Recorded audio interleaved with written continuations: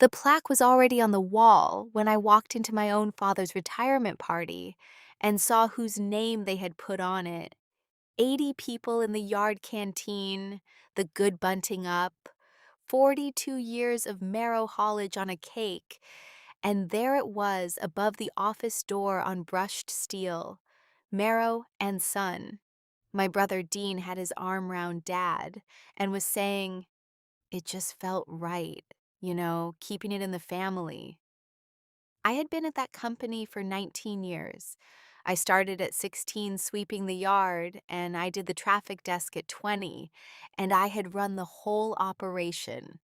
The routes, the compliance, the tacho audits, the driver rota, since I was 27. Dean had been in the business for 4 years, in sales, which at Merrow meant lunch.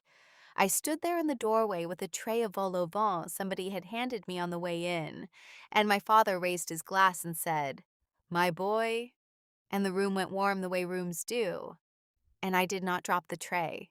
I set it down on the trestle table, and I squared the edges of it, and something under my ribs that had been aching so long, I had stopped calling it pain, went cold and still and completely clear. All right, I thought, not loud, just done. Mum found me by the diesel pumps 20 minutes later.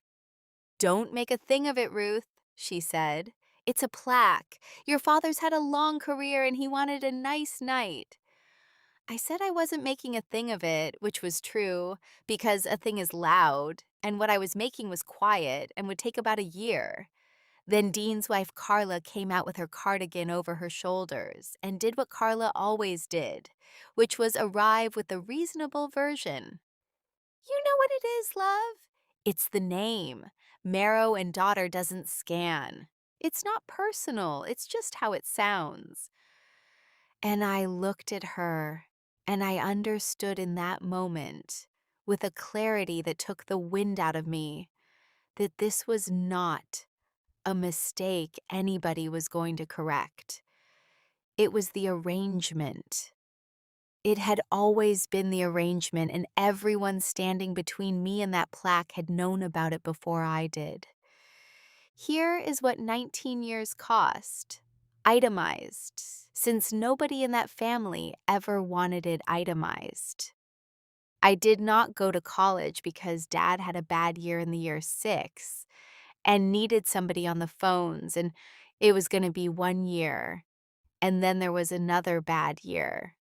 I did not go to Iona's wedding in Cork because we were mid-audit, and Iona was my closest friend, and she asked me twice, and I said, "Sorry, not this month." And she stopped asking.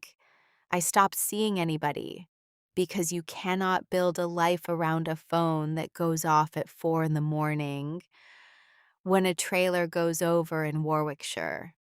And I did all of it happily. That is the part I need you to understand, because I loved that yard and I loved the drivers and I was good at it. And being needed at 4 in the morning felt like proof of something. What I would not do again is do it for people who were quietly deciding what I was owed while I did it, because the plaque was not the worst of it. The worst of it I found 6 weeks later in the accountant's file, doing the year end the way I had done the year end for 11 years, in a folder I had no reason to open, except that it was misfiled. A share transfer, dated 2 years earlier. 60% of Marrow haulage moved from my father into a holding company, and the holding company had 2 directors, and they were Dean and Carla. And there was a solicitor's letter and everything, and every single line of it was completely legal, which is exactly how the quiet ones do it. Thank you for listening to Channel Crystal Novel. I did not confront anybody. I want to be clear about that because I know the version of this where I stand up at a family dinner and shout. And I did not have it in me, and I am glad of it. What I did was drive home to a flat that smelled of nobody's diesel but mine, and sleep for 10 hours for the first time in about 6 years, and then start a folder. Because it turns out I am a person who documents. 19 years of it. The Rhoda spreadsheets with my name in the change log going back to the year 11. The 2 operator license renewals I had prepared and submitted with my signature as transport manager, which is a legal role and mine, and not transferable by a plaque. The email from the biggest customer we had, Halstead Foods, thanking me by name for the schedule rebuild that saved their Christmas in the year 18.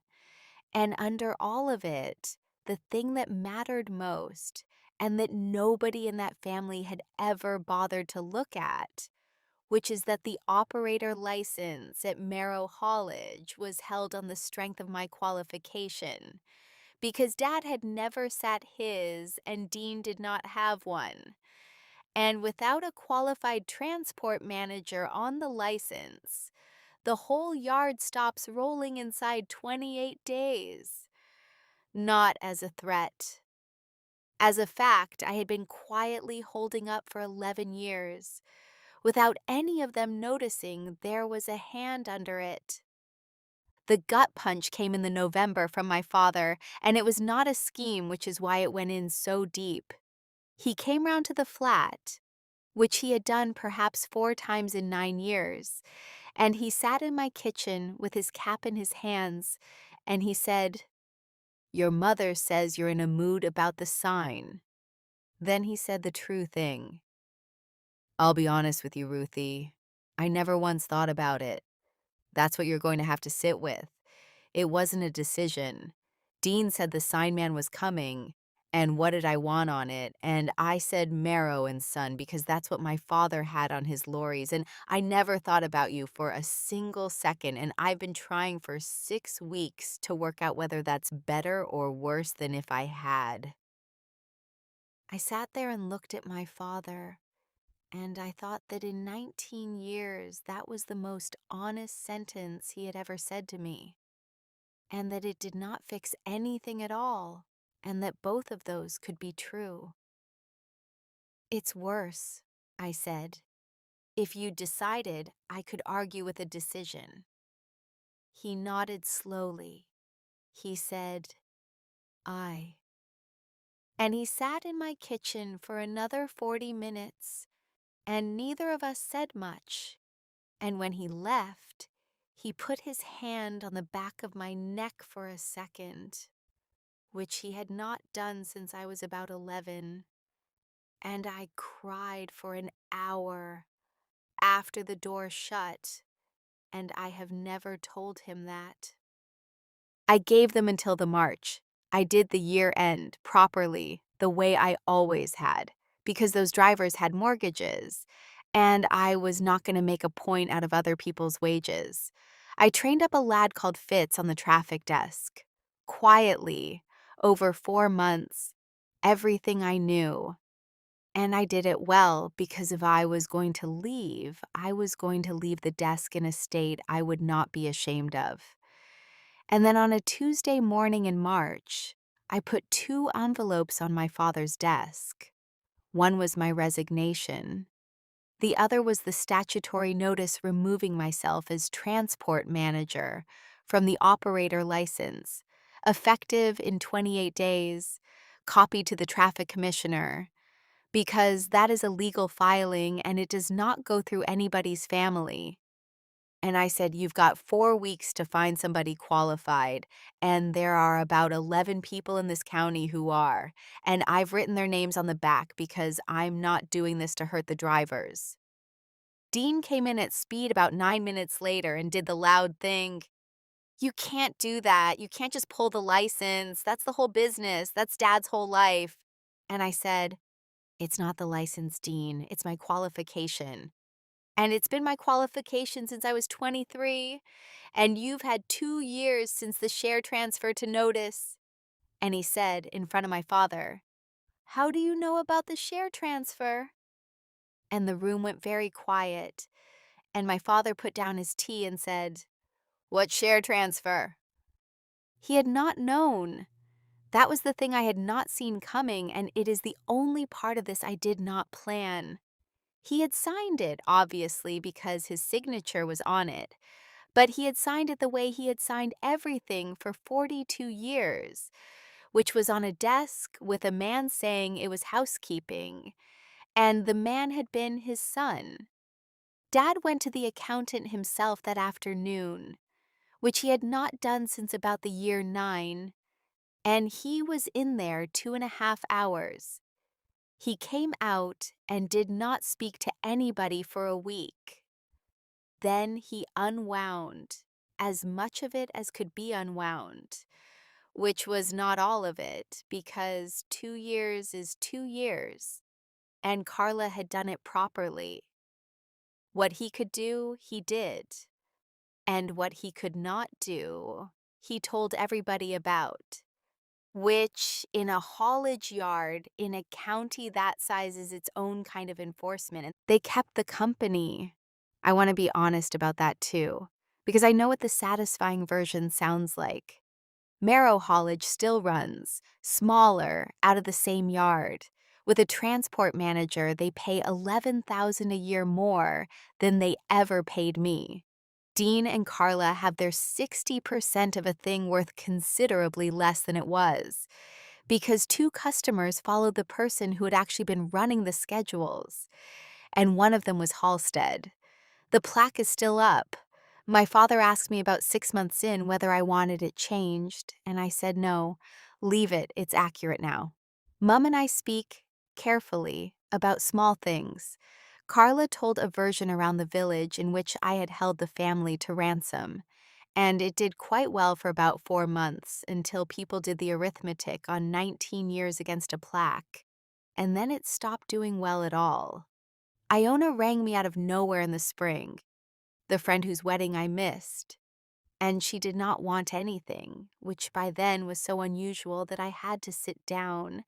And she said, "I've been waiting 9 years for you to have a Tuesday." And I said, "I've got all of them now." And she was on a train that Friday. I am 41. I have a haulage consultancy, which is a grand word for me, and a laptop and Fitz, who followed me out 14 months later, and who is now better at the desk than I ever was. We do operator license compliance for small family yards mostly, and the work comes to us because there are a great many people in this industry running a business on somebody else's qualification without ever once having said thank you for it. And there is one thing I say at every first meeting to every owner, usually while they are telling me how their daughter or their niece or the woman who has done their traffic desk for 15 years is absolutely invaluable to them. I ask them one question, and I ask it flatly, and I do not soften it. Whose name is on the license? 9 times out of 10, they have to go and look. Fitz has started saying it before I can, in a voice that is a very good impression of mine. And last month, a man in a yard outside Kettering went and looked and came back, white as a sheet, and said, "It's my sister's." And I said, "Right, go and buy your sister a coffee and then come back and we'll talk." And he did both. So let me ask you, since you stood in that doorway with her, did she go far enough, or was she still too merciful? Comment justice if the ending was perfect. Comment harder if you wanted an even colder revenge. Your comments decide how ruthless the next ending should be. Like and subscribe if you want to be here for the next.